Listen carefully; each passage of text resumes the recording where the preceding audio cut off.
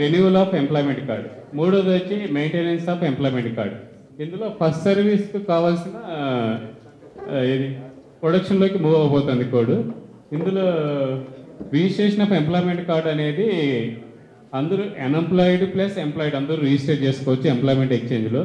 ఇట్లా employment exchange registration చేసుకున్న క్యాండిడేట్స్ని వచ్చేసి గవర్నమెంట్ వేకెన్సీస్ కోసము ఆ కన్సర్న్ ఎంప్లాయ్మెంట్ ఎక్స్చేంజెస్ స్పాన్సర్ చేస్తాయి. ఇందులో ఒక క్యాండిడేట్స్ వచ్చేసి ఏ క్యాండిడేట్ అయినా ఏ ఎక్స్చేంజ్లో అయినా రిజిస్టర్ చేసుకోవచ్చా? ఇక్కడ అప్లికేషన్ ప్రకారము ఫెసిలిటీ ఉంది ఏ ఎక్స్చేంజ్లో అయినా, కానీ వచ్చేసి వాళ్ళ క్వాలిఫికేషన్స్ ప్రకారమే మనం రిజిస్టర్ చేయాల్సి వస్తుంది. నెక్స్ట్ మనం రిజిస్ట్రేషన్ కోసము ఆ క్యాండిడేట్ వచ్చి ఏ క్వాలిఫికేషన్ బట్టి ఏ డిస్ట్రిక్ట్ సెలెక్ట్ చేయాలనేది ఇక్కడ ఫస్ట్ వచ్చేసి డిస్ట్రిక్ట్, నెక్స్ట్ ఎంప్లాయ్మెంట్ ఎక్స్చేంజ్. ఈ డీటెయిల్స్ వచ్చేసి ఏ విధంగా ఫిలప్ చేయాలంటే ఎడ్యుకేటెడ్ క్యాండిడేట్ అయితే కనుక అప్ టు ఎస్ఎస్సి ఏ డిస్ట్రిక్ట్లో చదివితే ఆ డిస్ట్రిక్ట్ మాత్రమే సెలెక్ట్ చేసుకోవాలి. రెండోది వచ్చి ఆ డిస్ట్రిక్ట్లో 1 or 2 ఎక్స్చేంజెస్ ఉంటాయి. ఇప్పుడు ప్రజెంట్ వచ్చేసి ఒక సింగిల్ ఎక్స్చేంజ్ చూపించడం జరుగుతుంది.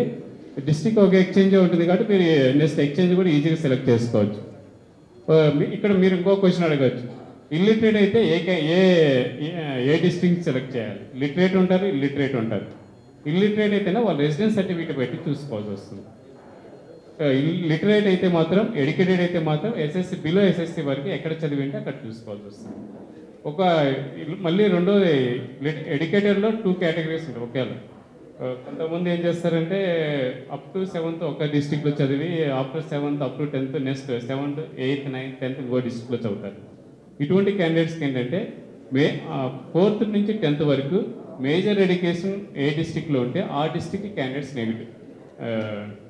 నేటివ్ అవుతారు. నెక్స్ట్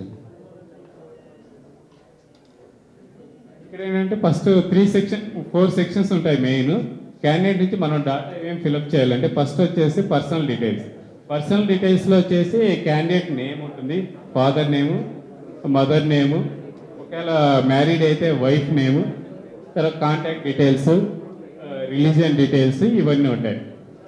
ఇక్కడ బేసిక్ థింగ్ వచ్చేసి candidate name, father name fill up చేసినప్పుడు కంపల్సరీ అతను ఏ సర్టిఫికేట్ అయితే ఎంక్లోజ్ చేయబోతున్నాడు దానికి ప్రూఫ్గా దాంట్లో ఉన్న ప్రకారమే చేయాలి. ఇప్పుడు ఎస్ఎస్సి సర్టిఫికేట్ ఉంటే కన్నా ఎస్ఎస్సి సర్టిఫికేట్లో నేమ్ ఏ విధంగా ఉంటే ఆ విధంగా చేయాలి. ఇప్పుడు ఎస్ఎస్సి సర్టిఫికేట్ లేని క్యాండిడేట్స్ వస్తాయి కదా బిఫోర్ దట్, అంటే 7th పాస్ వాళ్ళు ఉంటే కన్నా వాళ్ళు తీసుకోవాల్సిన టీసీలో ఏ విధంగా ఉంటే ఆ విధంగా చేయాల్సి వస్తుంది. కంప్లీట్గా ఇల్లిటరేట్ క్యాండిడేట్స్కి అయితే కన్నా వాళ్ళు డేట్ ఆఫ్ బర్త్ సర్టిఫికేట్ తీసుకొని వస్తారు, దాన్ని బేస్ చేసుకొని చేయాల్సి వస్తుంది. డేట్ ఆఫ్ బర్త్ సర్టిఫికేట్ లేదా ఏజ్ ప్రూఫ్ సర్టిఫికేట్, ఈ రెండు ఏదైనా. ఏజ్ ప్రూఫ్ సర్టిఫికేట్ అనేది ఎనీ సివిల్ సర్జన్ ఇష్యూ చేయొచ్చు, government civil surgeon. Date of birth certificate అనేది మున్సిపాలిటీ ఇష్యూ చేయొచ్చు, పంచాయతీ ఇష్యూ చేయొచ్చు. నెక్స్ట్ వచ్చేసి ఇంకా ఇవన్నీ కాంటాక్ట్ డీటెయిల్స్ కానీ ఇవన్నీ వచ్చి ఏ డిస్ట్రిక్ట్ రిజిస్టర్ అవుతున్నారో ఆ డిస్ట్రిక్ట్లో ఉన్న అడ్రస్ మాత్రమే ఫిల్అప్ చేయాలి, వేరే డిస్ట్రిక్ట్ చేయకూడదు.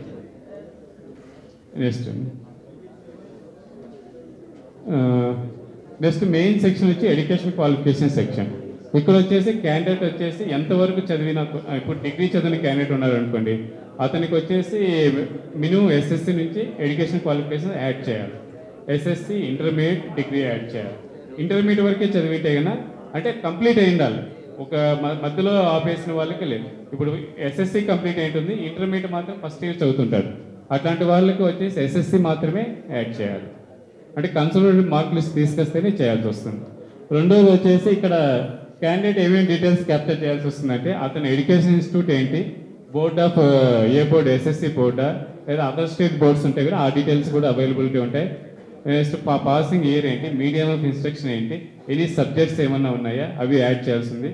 తర్వాత డివిజన్ ఏంటి, ఫస్ట్ క్లాసా, సెకండ్ క్లాసా, థర్డ్ క్లాసా, ఆ డీటెయిల్స్ కూడా ఇక్కడ క్యాప్చర్ చేయాల్సి వస్తుంది.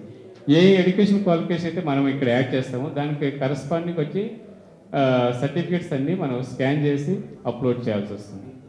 ఈ డీటెయిల్స్ అన్ని లాస్ట్లో అడుగుతుంది. మనం ఇక్కడ యాడ్ చేసిన తర్వాత అప్లికేషన్ ఇట్ సెల్ఫ్ వచ్చేసి ఏ క్వాలిఫికేషన్స్ యాడ్ చేస్తున్నారు అని చెప్పి ఇక్కడ రికార్డ్ చేసుకుంటుంటుంది ఇంటర్నల్గా. లాస్ట్లో ఆ సర్టిఫికేట్స్ అన్ని అప్లోడ్ చేయండి అని అడుగుతుంది. నెక్స్ట్ వచ్చేసి క్వాలిఫికేషన్స్ తర్వాత ఇక్కడ వచ్చేసి 2 ఫీల్డ్స్ ఉన్నాయి. అక్కడ అదర్ స్టేట్ క్యాండిడేటే కాదా, అదర్ స్టేట్ క్యాండిడేట్ అంటే కొంతమంది క్యాండిడేట్స్ వచ్చి అదర్ స్టేట్స్లో చదువుకొని ఇటు మన స్టేట్కి వచ్చింటారు. వాళ్ళని వచ్చేసి ఇక ఆ డీటెయిల్స్ కూడా క్యాప్చర్ చేస్తాం. దాని ఏ బేసిస్ మీద అంటే చదువుకున్న క్యాండిడేట్స్కి అయితే కనుక ఎస్ఎస్సి సర్టిఫికేట్ అదర్ స్టేట్స్లో ఉంటే కనుక వాళ్ళు అదర్ స్టేట్ క్యాండిడేట్ కింద రికార్డ్ చేస్తారు. లేదంటే కనుక ఈ ఫీల్డ్ని టచ్ చేయనవసరం లేదు. నెక్స్ట్ వచ్చి ల్యాండ్ అవుట్స్ట్రైన్ ఉంటుంది.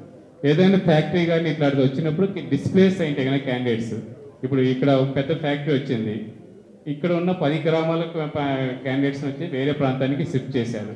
ఈ 10 గ్రామాలు ఉన్న క్యాండిడేట్స్ వచ్చేసి ఎంప్లాయ్మెంట్ ఎక్స్చేంజ్ రిజిస్టర్ చేయొచ్చు. వాళ్ళకి ఏంటంటే ఆ ఫ్యాక్టరీ కింద ఏమైనా జాబ్స్ వస్తే స్పెషల్ ప్రొవిజన్ కింద వాళ్ళకి ఇవ్వడం ప్రియారిటీ వాళ్ళకు ఉంటుంది. అటువంటి క్యాండిడేట్స్ని ఇక్కడ చేయొచ్చు. దానికి కావాల్సిన సర్టిఫికేట్స్ కూడా ఇంక్లూడ్ చేయాల్సి వస్తుంది. నెక్స్ట్ వచ్చేసి లాంగ్వేజెస్ డీటెయిల్స్. అతనికి ముందు ఫస్ట్ వచ్చి మదర్ టంగ్ యాడ్ చేయాలి, తర్వాత అదర్ లాంగ్వేజెస్ యాడ్ చేయాలి. నెక్స్ట్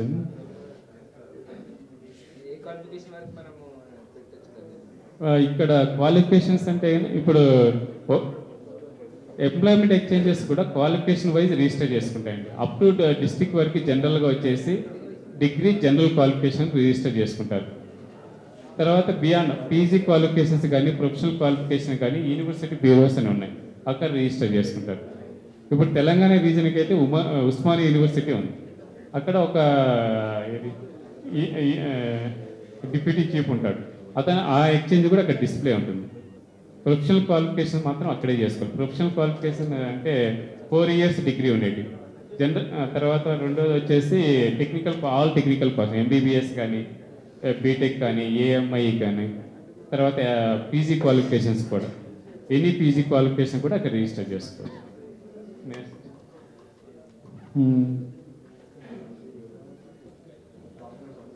ఇక్కడ లాస్ట్ పేజ్ అంటే డాక్యుమెంట్.